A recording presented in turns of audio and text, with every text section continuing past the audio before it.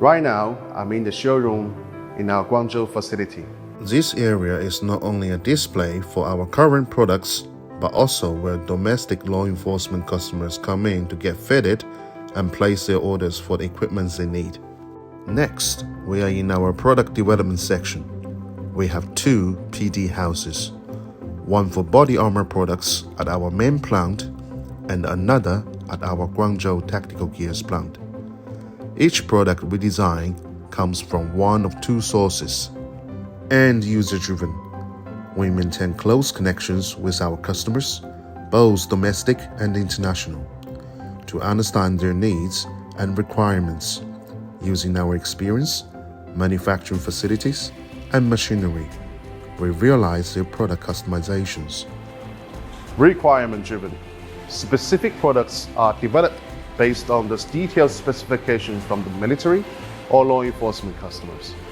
Once we make a first prototype that immediately goes out to our end user customer for feedback, it usually takes 7 to 14 days for the product to be out in the field for trial.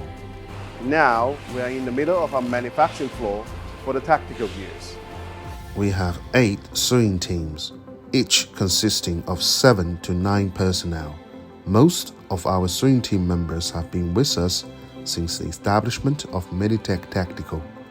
The average age of our sewers is around 43 years old. Of the 8 teams, 6 sew all our tactical products, and 2 are dedicated to building our body armor products. Meditech is one of the few tactical gear manufacturers that also builds its own ballistic helmets and both soft and hard armor. Once product development is complete and is ready for manufacturing, the cut work is sent to our cutting team, whereas now you can see the cutting bed for our ballistic materials. Our cutting team uses cutting machines capable of slicing through multiple layers of material, maximizing efficiency and minimizing waste.